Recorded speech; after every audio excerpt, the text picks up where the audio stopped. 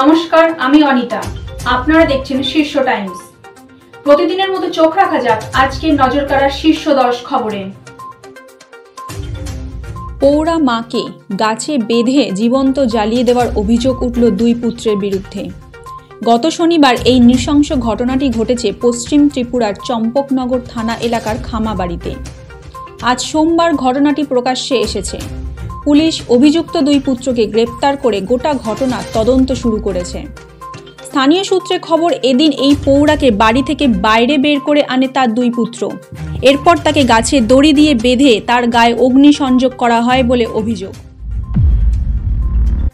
মানসিকতার মাত্রা ছাড়িয়েছে। মাকে কুপিয়ে খুন করার অভিযোগ উঠল ছেলের বিরুদ্ধে। গতকাল রবিবার রাতে ঘটনাটি ঘটেছে নদিয়ার ভীমপুর থানার উত্তরপাড়া এলাকায়। মৃতার নাম যমুনা বিশ্বাস, বয়স 55। জানা গিয়েছে অভিযুক্ত একজন সিভিক ভলেন্টিয়ার, তবে খুনের কারণ ঘিরে ধোঁয়াশা তৈরি হয়েছে। পুলিশ সূত্রে খবর, অভিযুক্ত সিভিক ভলেন্টিয়ার মানসিক ভারসাম্যহীন। রবিবার রাতে সে তার বাড়িতে মদ্যপ অবস্থায় প্রবেশ করে। এরপরেই একটি ধারালো অস্ত্র দিয়ে যমুনার উপর চড়াও হয়। বাড়ির মধ্যেই যমুনাকে খুন করা হয় বলে অভিযোগ। রাজ্যে নিরাপত্তা নেই জুনিয়র ডাক্তারদের। সাগর দত্ত মেডিকেল কলেজের পর এবার চিত্তরঞ্জন ন্যাশনাল মেডিকেল কলেজের ওয়ার্ডে ঢুকে রোগীর পরিবারের গুন্ডামি করার অভিযোগ উঠল। রবিবার ভোর রাতে ঘটে গেল এই ঘটনা। জুনিয়র ডাক্তারদের দাবি, রবিবার ভোর 4টে নাগাদ হাতে গুরুতর আঘাত নিয়ে ন্যাশনাল মেডিকেল কলেজে আসেন রোগী ও তার আত্মীয়রা। রোগীকে পরীক্ষা করেন দুই ইন্টার্ন চিকিৎসক। রোগীকে অস্ত্রোপচার করার কথা জানিয়ে কিছুক্ষণ অপেক্ষা করতে বলেন। অভিযোগ, এরপরেই মত্ত রোগী ও তার আত্মীয়রা ওয়ার্ডে উপস্থিত দুই ইন্টার্ন চিকিৎসক ও একজন পোস্ট গ্র্যাজুয়েট ট্রেনিকে অশ্রাব্য গালিগালাজ শুরু করেন। জুনিয়র ডাক্তারদের হেনস্থাও করা হয় বলে অভিযোগ। এই ঘটনায় রোগী ও তার এক আত্মীয়কে গ্রেফতার করেছে বেনিয়াপুকুর থানার পুলিশ। ফাঁসিও হতে পারে। আরজি করে মহিলা চিকিৎসক খুন ও ধর্ষণের পর তার বিরুদ্ধে উঠে এসেছে একাধিক গুরুতর অভিযোগ। এইবার সন্দীপ ঘোষের মৃত্যুদণ্ডের সম্ভাবনা নিয়ে মন্তব্য করলেন খোদ শিয়ালদা কোর্টের বিচারপতি।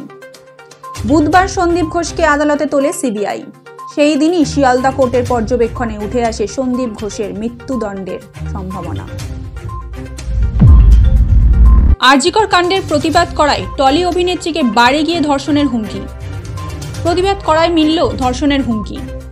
আরজিকর হাসপাতালের মহিলা চিকিৎসক ধর্ষণ ও খুনের ঘটনার প্রতিবাদ করেছিলেন অভিনেত্রী রূপা ভট্টাচার্য।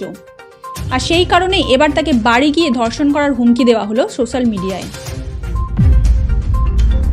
একদিন পরেই মহালয়া, আর পুজোর মাত্র হাতে গোনা কয়েকটা দিন।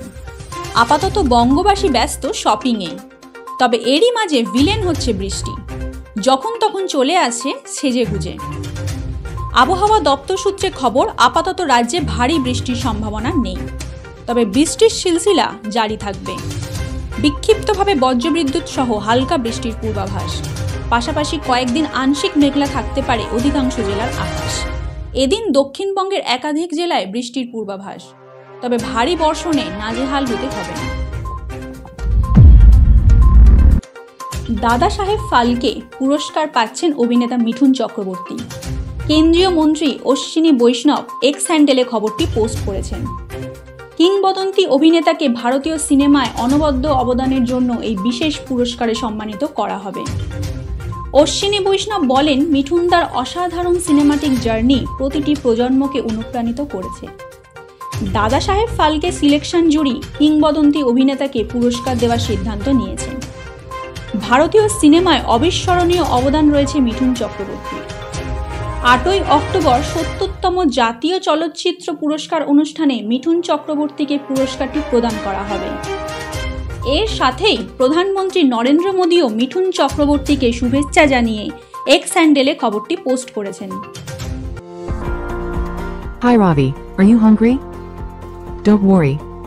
Buffet's with you. We are presenting you a Buffet's whole time on time. In Buffet's food app, you can select over 300 restaurants. You can choose your favorite food and add them to cart. Buffet's food app provides you easy and convenient paying options. Your order is placed now. So, you can wait little. Your food is being prepared by restaurant. Your food is now ready for the delivery. Buffet's fast delivery, you can track the live position of the delivery order, enjoy your food. You rate us and download our app from Google Play Store. হারের হ্যাটট্রিকের পর কোচের পথ ছাড়লেন Cuadrat. টানা ব্যর্থতার দায় নিয়ে সরে গেলেন কুয়াদ্রাত। আইএসএলে পরপর 3 ম্যাচে হারতে হয়েছে ইস্ট বেঙ্গলকে। শুক্রবার যুব ভারতীতে এফসি গোয়ার কাছে হারের পর মাঠেই শোনা গিয়েছে Carles Cuadrat go back slogan. এবার সেই ব্যর্থতার দায় নিয়ে পদত্যাগ করলেন ইস্ট বেঙ্গলের স্প্যানিশ কোচ। প্রতিবেশী পাকিস্তানকে কড়া বার্তা দিলেন বিদেশমন্ত্রী এস জয়শঙ্কর। বিদেশমন্ত্রী পাকিস্তানকে সতর্ক করেন, সীমান্তে সন্ত্রাসবাদী কার্যকলাপ চালালে ইটের বদলে পাটকেল পাবে তারা। তিনি জানান, পাকিস্তান অন্য দেশগুলিতে যে জঙ্গি হামলা চালিয়েছে তারই কর্মফল এখন নিজেরা ভোগ করছে।